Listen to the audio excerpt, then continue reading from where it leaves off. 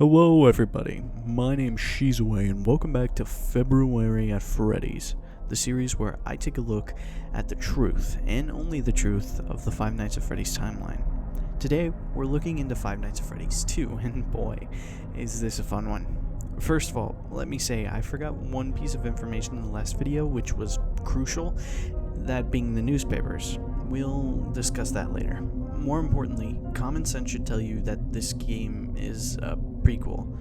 With that knowledge, let's get into the phone messages, then the minigames, and lastly, the other Easter eggs which should explain what's going on.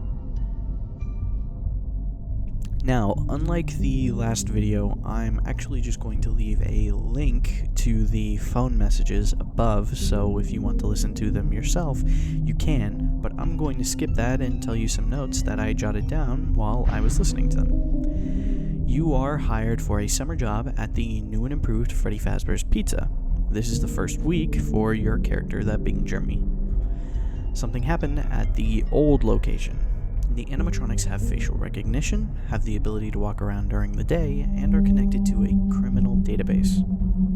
You are the second guard. There was a guard before you, however he was sent to the day shift. The animatronics currently do not have a night mode, and so, in order to not be shoved inside of a suit, like an endoskeleton, they have given you a Freddy head. This location does not have a power limit. One of the requirements to keep the character, the puppet, asleep is winding the music box. In the back room, there are older models from a previous location. They wanted to repair them, but they were quote-unquote too ugly and smelled bad. Strangely, Foxy isn't tricked by Freddy's head, and when bright lights are shown at any of the animatronics, it will send them into a reset mode, in which they will be temporarily disabled. The puppet is also not tricked by the Freddy head. The new and improved Foxy at this location was destroyed by toddlers, and so that's what became the Mangle. During the third night, we hear that something's going on in the background, and it's starting an investigation, and the location may have to close. Slowly, the toy animatronics start acting weird, and it's believed that they've been tampered with. Shortly after, the building is set into lockdown, especially regarding any previous employees. You might end up being moved to the day shift because the position just recently became available.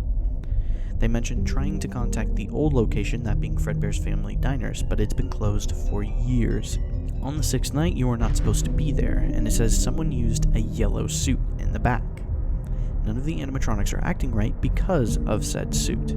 The next day, you are supposed to be working for a birthday party on the day shift. Phone Guy will end up taking over the night shift after you. Now it's time for the minigames to clear a bit more up. The first minigame that we have, which I'm just going to call Go Foxy, is essentially a minigame in which Foxy is told to go, go, go, and then walks into a room of children, until a strange man who's purple suddenly shows up, and then when Foxy walks into the room, all the children are within their dead form. Take Cake is a game in which a child outside is crying before the same exact purple guy gets out of his purple car and seemingly kills the child before driving away, and we get jump scared by the puppet.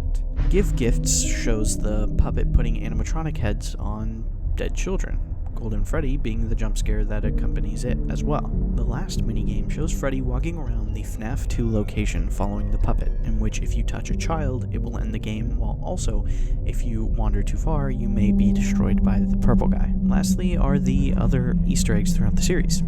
We see a balloon girl, who is referred to as JJ, appear under your desk occasionally. A purple version of the Withered Freddy and Toy Bonnie show up throughout the game as well.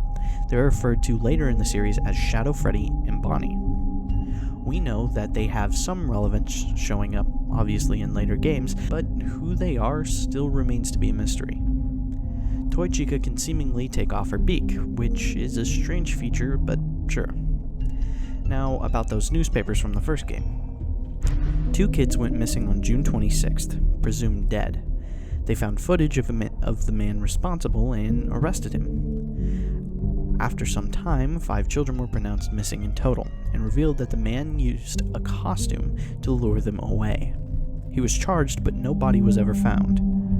A while after, the place is threatened with shutdown because of foul orders coming from the suits. And lastly, it's going to close by year's end due to nobody wanting to buy the company. Now, remember that information is about FNAF 1. I'm sorry for missing that in the last video. With what we've gathered so far, here's the current timeline.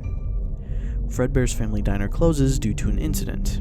A few of Freddy's locations have to have been opened, or open after this. One of these locations is shut down and reopened as the new and improved Freddy's.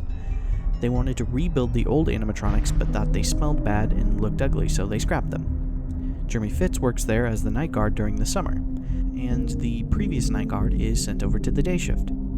After some time, the animatronics start to act weird towards parents, believed to be tampered with. An incident happens, causing an investigation to start, and for the place to be closed down for a few days. Then the place is sent into lockdown, mentioning how previous employees are not allowed inside. We find one of the yellow suits have been touched, which is why they are acting weird. Suddenly, the day shift position is available, and Jeremy is moved to the day shift for the birthday party, while the phone guy works the night shift. Due to the year on the check, we also know that the Bite of 87 has to take place during this time. In the background, we know that a mascot costume was used to lure children away and go missing. That man is arrested, but none of the bodies are found. We also know this purple man in the background, who presumably tampers with Foxy, murders some kid outside, and that kid goes on to be the puppet, putting the murder victims into the suits. There's Shadow Freddy and Bonnie, who we still know nothing about, and lastly, we can assume when Freddy downsizes, it becomes the restaurant from the first game. Due to the odor, the place is going to close within the year. Mike Schmidt is brought in to take the phone guy's place, and is fired for odor and tampering with the animatronics. And that's the timeline so far, and we'll continue our research in the next video. Make sure to subscribe for more, and I'll see you in the next one. Matane!